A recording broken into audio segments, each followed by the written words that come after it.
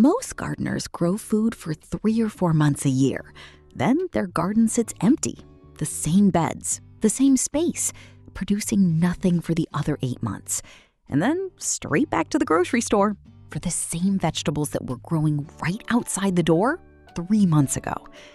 But what if your garden was your refrigerator? What if every single week, spring, summer, autumn, and winter, you could walk outside and harvest something fresh? Paul and Edwin Dysinger have been teaching gardeners to do exactly that for years. And their system is simpler than anything you have tried before. In the next 30 minutes, they are going to give you the complete 3-step formula for planning a garden that produces fresh superfoods every single week of the year. Pay close attention. What they share next will permanently change how you plan your garden. Yeah. What if you turned your garden into your refrigerator or your grocery store, Yes. right? Where every week you could just go out and harvest something new and maybe harvest a superfood every time. Yeah. This talk was recorded at a past Grow Your Own Vegetables event, where garden planning experts Paul and Edwin Dysinger share the 3-step system for growing fresh superfoods every week of the year. For more information, free resources, and gentle guidance, you can find us at growyourownvegetables.org. And to grow alongside other gardeners just like you, join our free community at gyov.org. It's a real privilege to be on here It with you is. guys. Yeah. So We're excited. Yeah, we're excited. And we've got a power-packed little session to go over here talking about the superfood perpetual harvest hack. What is that even? What's a perpetual harvest hack? Well, how about having something fresh from your garden year-round? Yeah. What if you turned your garden into your refrigerator or your grocery store, right? Yes. Where every week you could just go out and harvest something new and maybe harvest a superfood every time. Yes. Right? So, I'm going to go ahead and pull up some slides here and we'll jump right into the content. So, the Superfood Perpetual Harvest Hack, how to use our 3-step garden planning formula to easily grow fresh superfoods all year round. Let's talk about an overview of what we're going to cover in this training session. We're going to talk about our 3-step garden planning formula, which includes step number 1, choosing what to grow in your garden, right? It may seem pretty basic, but it's super important. Everything, once you get into it, there's more complexity than you see on the surface. Yeah. Yeah, exactly. Step number 2 is choosing where to grow, mapping it out, actually laying that garden plan out, and we'll give you some tips on that. And step number 3, creating your planting calendar and our perpetual harvest hack.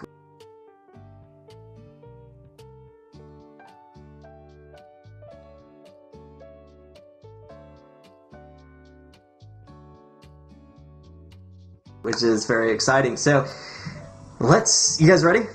Let's jump right in. Now would be a great time to silence any distractions. We're going to be covering a good amount of content in here, and we always get most excited when we hear back from you guys and hear about the impact that it's made in your garden. Like when you go and apply what you learned in these classes, Roy Kim here, who said there's a very noticeable difference in the amount of fruit this year compared to last year. Or James Hunt, who ate kale and collards that did well all winter, ate fresh greens all winter long. So that's what we want you to come away with from this training, right? Be able to implement and start growing your best garden ever, best superfood garden ever. And the best way to get the most out of this class is to put away those distractions, grab the pen and paper, get ready to take some notes. All right. Ready to roll? Yes. All right, number 1.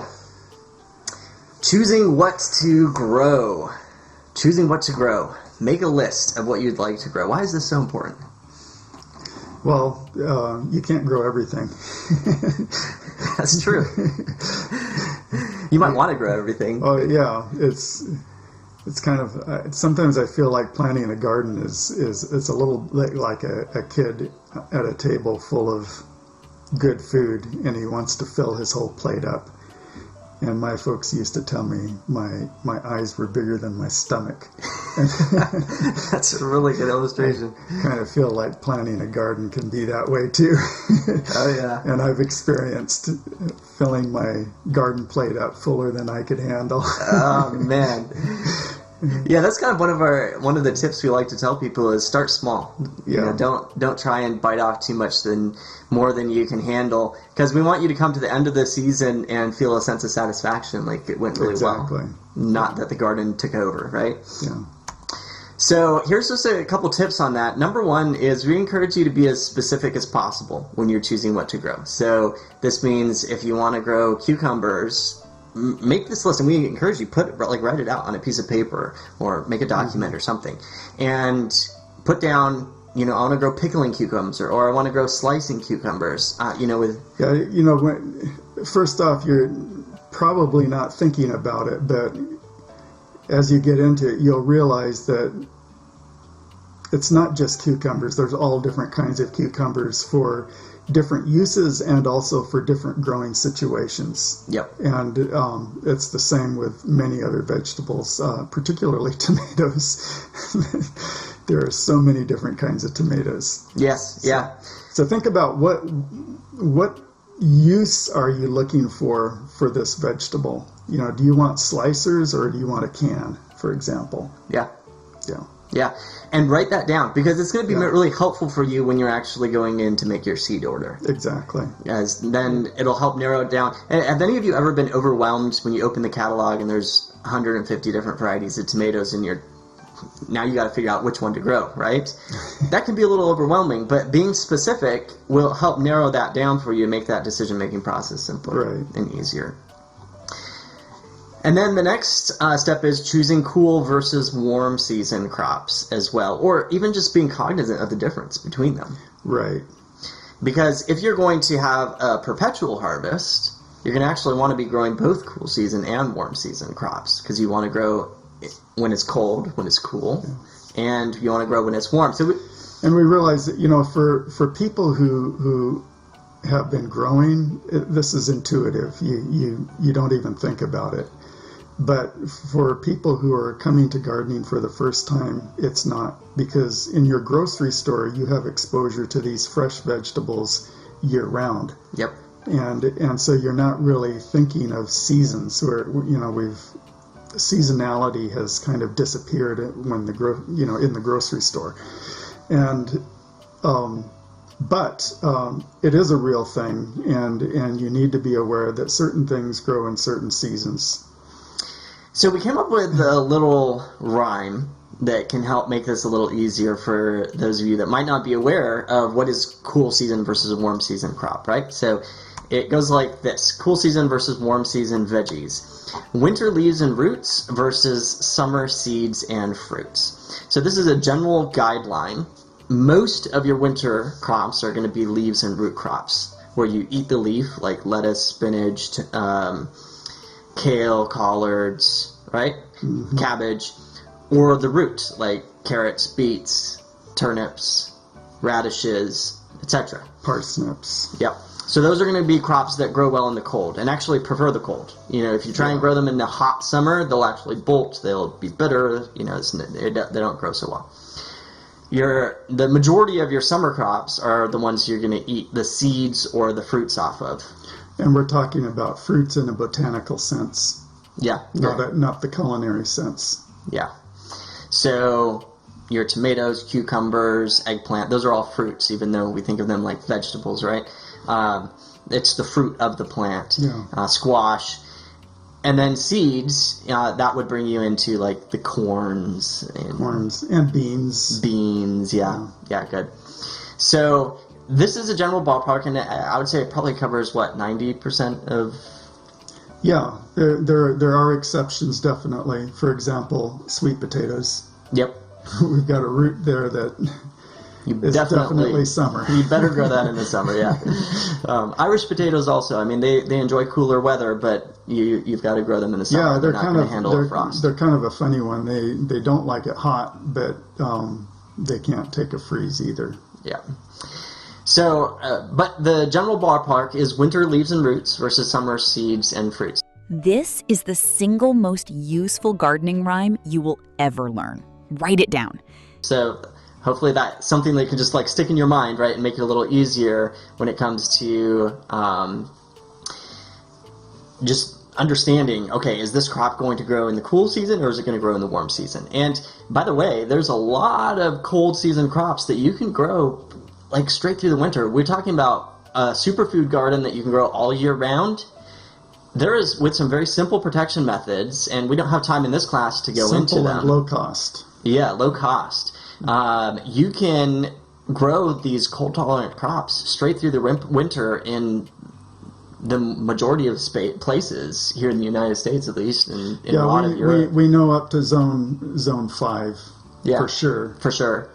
And you know, certain things probably colder in colder zones.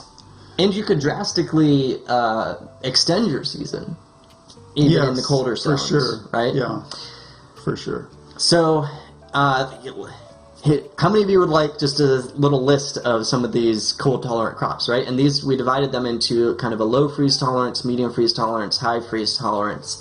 And that basically means that all of these can handle a freeze, but some of them can handle harder freezes. And I want to be clear that this classification is fairly subjective. It's primarily based on our own experience.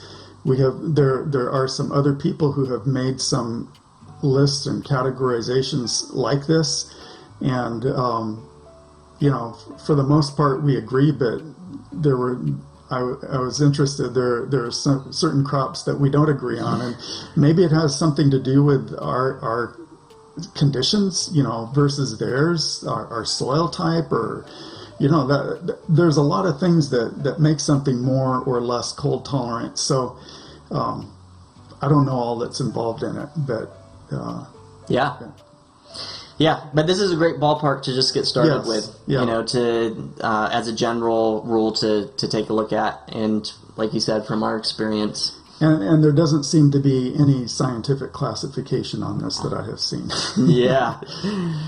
So let's talk about low freeze tolerance. This is going to be like your lettuce, chicory, radicchio, endive, escarole, broccoli, cauliflower. Those, you're actually eating the flower of the plant. I mean, before it actually, it's almost the bud. Like it doesn't, it's not really fully flowered. But cilantro, parsley, radishes, celery, bok choy. And recently, we've been having broccoli that has been handling a frost. It's been impressive. Yeah. Like in the past, we thought if a broccoli froze, it would just turn to mush. But we've had broccoli heads that are frozen and come out of it.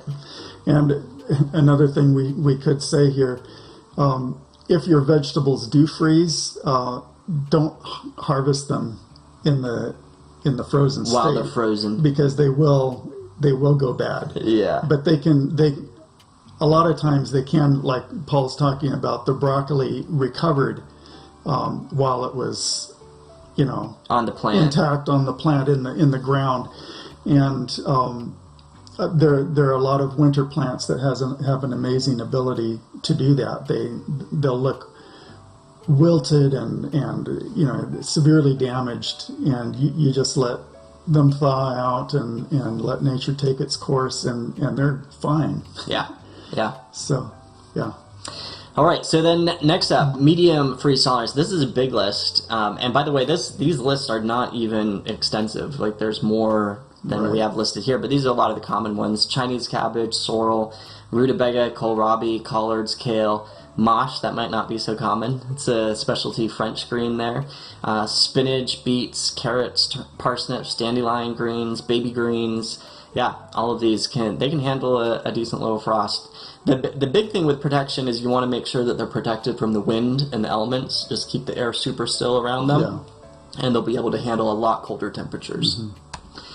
And then high freeze tolerance. So here you got turnips. Those the purple top turnips. There are salad turnips like Hackerite turnips. You might have seen those white turnips. They're really sweet, really good. But those are more low freeze tolerant. Or medium. Yeah.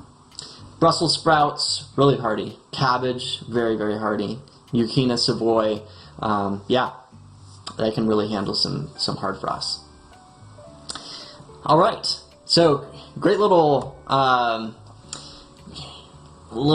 starter list for your winter veggies that you could just take that list and pick stuff off that you want to grow, right? And so a lot of these, by the way, are superfoods.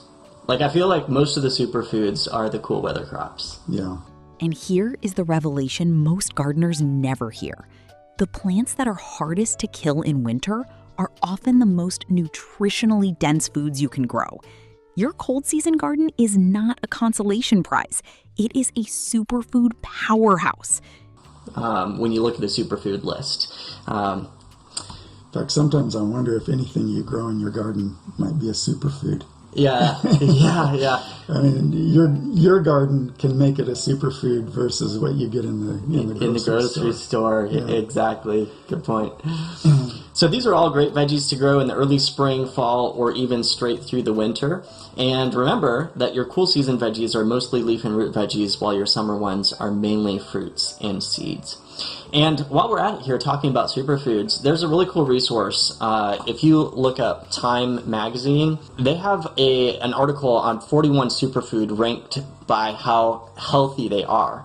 And this is a great resource to go find. You could just Google this and find it. And in it, they have the items, the different crops, and their nutrient density score. And you could just go look down this crop. So if you're wanting to specifically grow a superfood garden, you could just take this list and look through it and say, hey, which ones of these do I want to grow? Right? And like we said, you'll notice that a lot of these up at the top here are greens. That's just the way it is. There were a lot of surprises on that list for us. Yeah.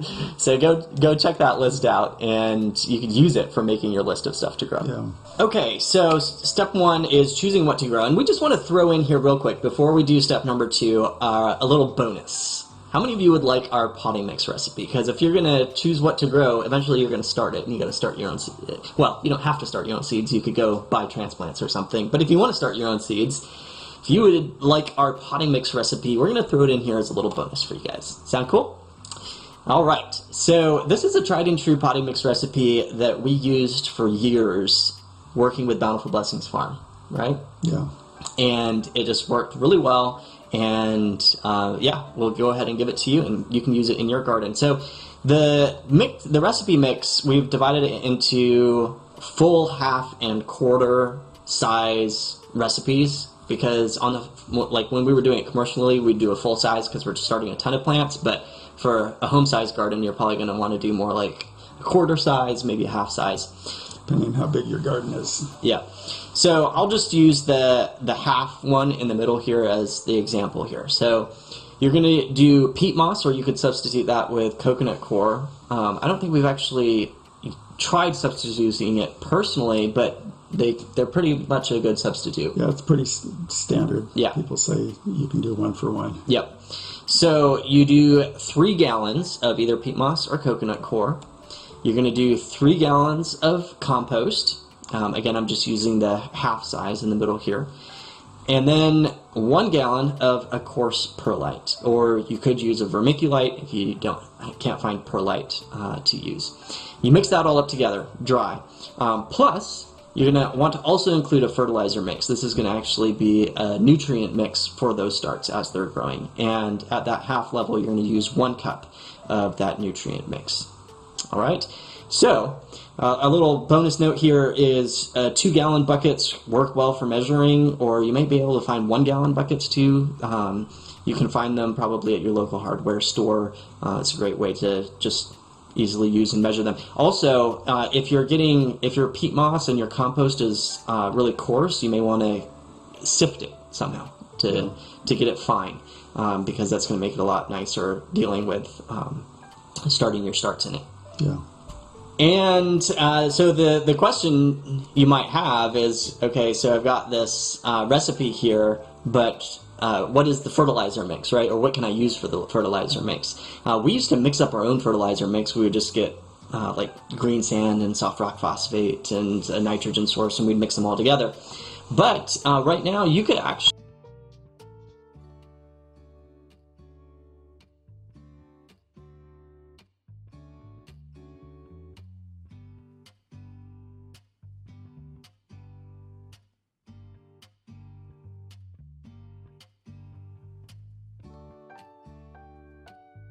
actually get, or we suggest getting a premix fertilizer mix, and one that we would suggest is Down to Earth Vegan Mix.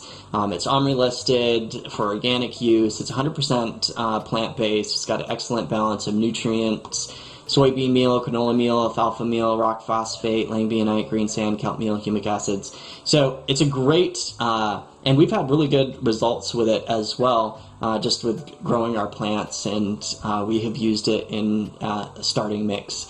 You just mix up your starting mix, and then you can either use plug trays or soil blocks and start your own starts. And having a good potting mix is one of the foundations of having really healthy starts. Yeah. Yeah. Okay. So moving on to number 2 of our 3-step planning formula. Number 1 was choosing what to grow, right? Number 2 is mapping out your garden space.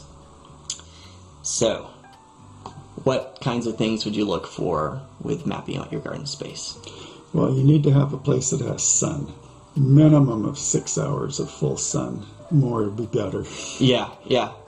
Pretty much for most all of your crops. Yeah. Now there are some crops that can do okay with some partial shade, but most of them like full sun. Yeah. You want to look at your area and just look around your house. So you're going to find the places that have the most sun. South-facing slopes or walls will stay warmer in the winter if you're wanting to, that perpetual harvest hack, right? Carrying things over through the winter. You want to find the places that are going to get the most sun and stay the warmest through the winter. But if you're in the southern, on the border of the Gulf of Mexico or Mexico, it's going to be the other way around for you. You're wanting to get things through the summer. Yeah, that's true. Yeah. And so you might not want to use that southern slope or wall. Yeah, very true. You may actually want to, especially in the summer, you may actually want to grow in the north side, where try and get as much shade as possible for those plants, especially the cool loving plants. But it gets even too hot for a lot of the hot loving ones too. Mm-hmm.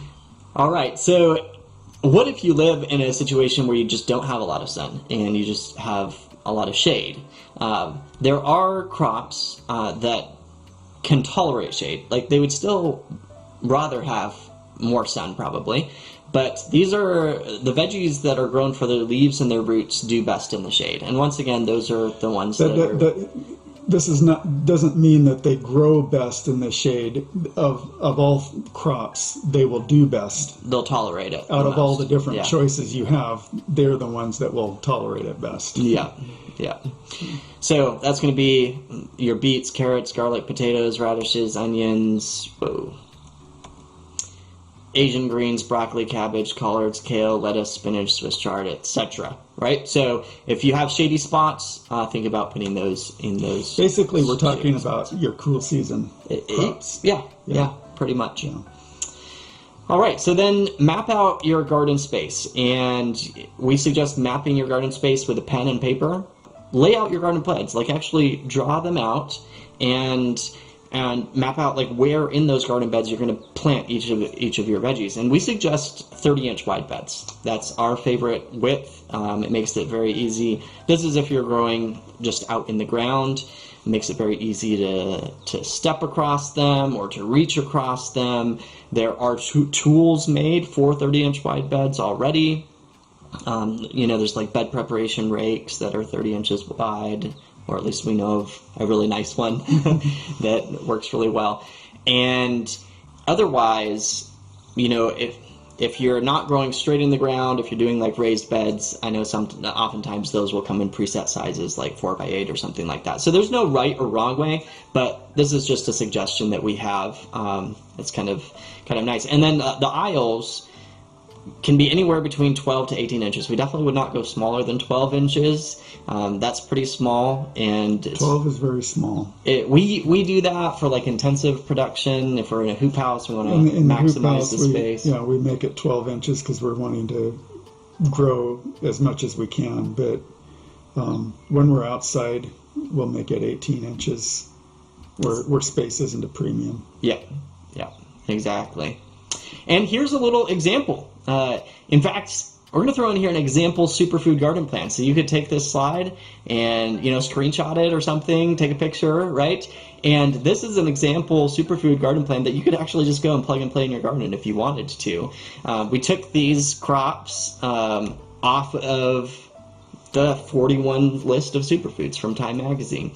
And you'll notice that these beds are 30 inches wide, it's 2.5 feet. We have a 1-foot pathway, 20-foot long bed, and on the upper bed we've got your greens. So you got arugula, spinach, lettuce, kale, chard, and then on the lower bed got some red peppers and tomatoes growing. Now obviously this is a very small garden. You can scale it up. We have a plug and play garden plan that's a bigger one that grows 20 different crops, but we just wanted to throw in something here as an example of something small that anyone can get started with this, just about. And if you're really getting into setting up your garden plan, if you're going into more detail, you might end up thinking about and talking about like crop rotation and stuff like that. Unfortunately, we don't have enough time to go into that in this session, but that's something that you might want to keep in mind and take a look at some point. All right, so moving on to step number 3. We've talked about number 1, choosing what you're going to grow, right? Number 2, mapping out your garden space. Number 3 is creating your planting calendar. And this is a big one because you need to, once you've decided what you're going to grow, you figured out where you're going to put it, then you got to figure out when to seed it, right? And when would be the best time to grow it. Now, timing can be really critical in farming. Yeah. There's a right time to do things and a wrong time for a lot of things. And it means the difference between having a harvest and no harvest at all, right? Yes. And this is where it gets truly practical. What Paul shares next about timing will make you think about your garden calendar in a completely different way. And so, yeah, it's really, really important. Figuring out when to seed it, figuring out when to transplant it, having an idea of when the harvest will be ready, right? Yes. This can be important even, if you're going on a family vacation and you want to can tomatoes and you plant the tomatoes at the wrong time, they might all ripen while you're on vacation. While you're gone. Maybe it's a determinate variety, right? That just, they ripen just within several weeks. You might still get some when you get back home, but, you've lost a bunch, right? So having that idea ahead of time can really be helpful with planning. And there are some tools out there to help with figuring all of this out. So, for example, Johnny Seeds has a seed planting calculator. A Way to Garden also has a seed planting calculator, and stuff like that. And kind of the old way was taking these and you'd go and you'd figure out what your average last frost date was, you'd plug it in, and it would tell you, okay, you should be seeding this crop 6 to 8 weeks before that, which would be such and such a date. And that's pretty much what they would just tell you. They wouldn't tell you when you could expect to harvest it, or when they might give you a little ballpark of when you should transplant it. But then you'd have to take that and put it manually into a calendar or something like that. And we found that it's a decent amount of work to go through and plan everything. It can take a fair bit of time. Especially if you start getting into succession planning. Yeah, fair bit of time and brain power. Yes, yeah, exactly. So that kind of led into our perpetual harvest hack. In fact, actually, what really led into it was we promised our gardening students at one point that we were going to give them a weekly checklist of what they should do in their garden every week, through the growing season or through the year, and based on their current location. And that was kind of a bigger promise than we fully anticipated, maybe. We knew that it was a big promise because we had experience planting a garden and stuff like that. But when it came down to it, it was like, wow, this is really big. And so long story short, that led into creating our perpetual harvest hack. And leading up to actually the perpetual harvest hack, gardening is full of decisions, right? And if you boil it down, it's the simple art of knowing what to do, that's your plan, how to do it, your actions, and doing it at the right timing. Maybe a fourth one is where you're going to do it in the garden, like mapping it out. Right. But right now we're just focusing on, what to do at your plan, how to do it, your actions, the timing of getting it at the right time. And the power of the perpetual harvest hack is it pulls all three of these things together, right? So you know what you're going to do. You're going to seed, you're going to transplant, you're going to harvest a crop. You know how you're going to do it, how to start those plants. You've got the potting mix recipe, how you're going to transplant so that you avoid transplant shock, etc. You can save a lot of headache if you know how to do these things. Mm-hmm. And then doing it at the right time, making sure you get it done at the right time.